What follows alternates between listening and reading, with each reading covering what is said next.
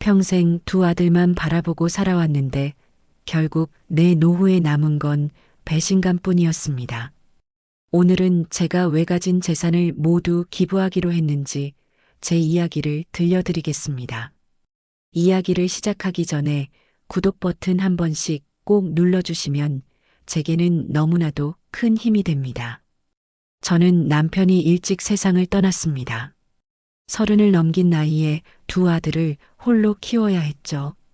젊음이란 사치였고 인생은 늘 고단했습니다. 안 해본 일이 없을 정도로 억척스럽게 살아야 했습니다. 새벽에는 청소일, 낮에는 시장 좌판, 밤에는 공장일까지 뛰었습니다. 아이들과 살 집을 있어야지 싶어 어렵게 모은 돈으로 서울 외곽에 집을 하나 마련했습니다. 처음 집을 사던 날 너무 기뻐 눈물이 흘렀습니다. 일하는 게 고단해 지쳐가도 그저 아이들이 배불리 먹고 공부라도 제대로 해서 사람답게 크길 바랐습니다. 하지만 제 바람은 이뤄지지 않았습니다. 두 아들은 공부에는 도통 관심이 없었습니다. 늘 불량한 친구들과 어울리며 학창 시절을 흘려보냈습니다. 학교에서 불려가는 일도 많았고 선생님 눈을 피하는 게 일상이었습니다. 제가 부족한 탓이라 생각하고 더욱 열심히 살고자 노력했습니다. 그러다 살던 지역이 개발이 되면서 넉넉한 보상금이 생겼고 그 돈으로 노후 준비를 했습니다. 나이 들어 아들들에게 짐이 되고 싶지 않았고 결혼할 때 도움도 주고 싶어서 작은 상가 건물 하나와 집을 마련했습니다. 그래도 아들들이 성인이 되면 달라질까 싶었지만 기대는 생각보다 빨리 무너졌습니다. 아들들은 직업을 가지려고 하지 않고 오히려 제가 주는 용돈을 당연하게 생각하며 스스로 돈을 벌 생각을 하지 않았습니다. 오히려 제가 주는 용돈으로 생활을 이어갔습니다. 둘째는 오토바이를 타고 다니며 사고를 내기 일쑤였고 술에 취해 시비부터 싸움에 휘말리기도 했습니다. 합의금을 물어주느라 제가 몇 번이고 통장을 비워야 했고 억장이 무너지는 순간이 한두 번이 아니었습니다. 그것뿐이 아니었습니다. 큰아들은 주식을 한다며 끊임없이 돈을 가져갔습니다. 처음엔 꿈이라고 하길래 도와줬습니다.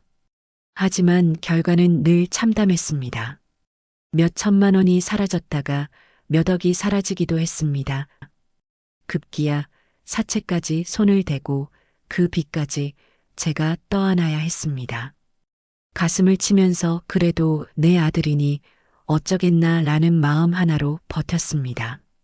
그렇게 세월이 흘러 큰아들은 결혼을 했습니다. 손주가 태어나 그제야 마음이 조금은 놓였습니다. 그동안 제대로 살지는 못했어도 이제 가정을 꾸렸으니 됐다며 스스로를 위로했습니다. 결혼하고 자식도 낳았으니 책임감도 생기고 더 좋아지겠지 하면서요. 이제 둘째까지 결혼하면 더 이상 바랄 게 없다고 기대했습니다.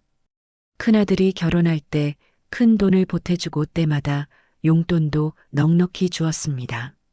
아들이 변변한 직업이 없어 생활비가 부족하다고 하면 며느리 몰래 챙겨주기도 했죠. 그저 잘 살기만을 바랐습니다. 하지만 기대와 달리 자식과의 거리는 좁혀지지 않았습니다. 명절이나 특별한 날이 아니면 연락 한 통조차 없었습니다. 제가 아파서 병원에 입원했을 때도 직접 찾아오기는커녕 안부 전화 한 번으로 끝나버렸습니다. 결혼할 때도 집 사는데 보태주고 때마다 용돈도 챙겨주고 그랬는데 그럴 때마다 마음 한켠이 텅 빈 것 같았습니다. 그러던 지난 명절 우연히 아들들의 대화를 엿듣게 되었습니다. 저는 먼저 잠이 들었고 아들들은 거실에서 술을 먹고 있었어요. 잠결에 아들들 목소리가 들렸습니다. 엄마 아파트만 해도 꽤 되잖아. 건물에 월세까지 매달 들어오는데 그거면 노후 걱정 없겠네. 근데 그거 결국 다 우리 거 되는 거 아니냐 라면서요. 대화를 듣다 보니 너무 속이 상했지만 꾹 참았습니다.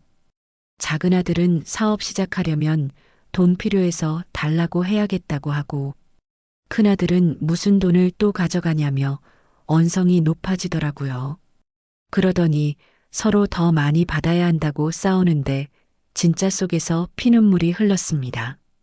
내 삶을 바쳐 일군 피땀 어린 재산이 아이들 눈에는 이미 나눠 가질 몫으로만 보였던 겁니다. 화가 치밀어 오르고 동시에 가슴이 찢어질 듯 서러웠습니다. 내가 그토록 애써 모은 돈이 사랑이 아니라 욕심으로만 남아있다는 사실이 견딜 수 없었습니다. 그 이후 며칠을 고민했습니다. 내 재산을 어떻게 해야 하나 하고 말이죠. 하지만 마음은 이미 정해져 있었습니다. 내 돈을 자식들의 탐욕을 채우는데 쓰이고 싶지 않았습니다. 평생을 고생하며 일군 재산이니 누군가에게 보탬이 되고 싶었습니다. 그래서 결심했습니다. 내가 살아가는데 필요한 최소한만 남기고 나머지는 모두 기부하겠다고, 도움이 절실한 사람들에게 내 마지막 흔적을 남기겠다고 말이죠.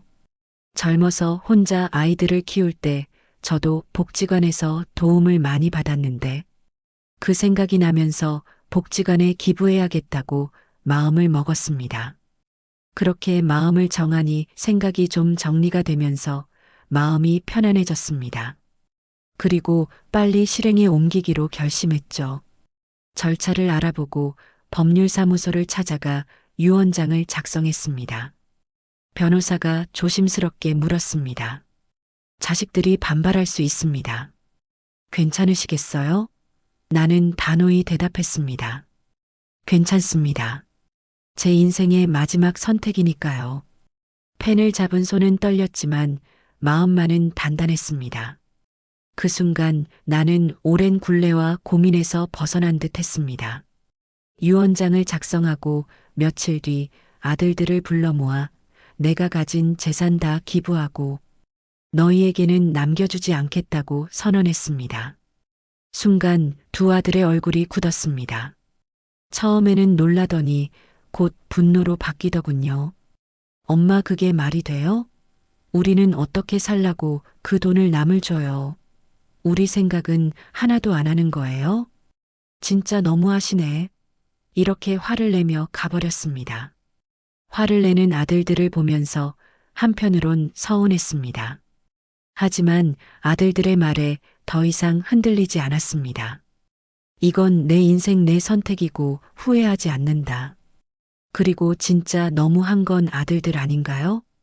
지금도 가끔씩 생각하면 마음이 허전하긴 합니다. 자식들이 화를 내고 돌아서던 뒷모습이 떠오르면 눈물이 맺히기도 합니다. 하지만 내 선택을 후회하지는 않습니다. 내가 평생을 바쳐 모은 재산 더 이상 자식들의 욕심으로 흩어지게 둘 수는 없었습니다.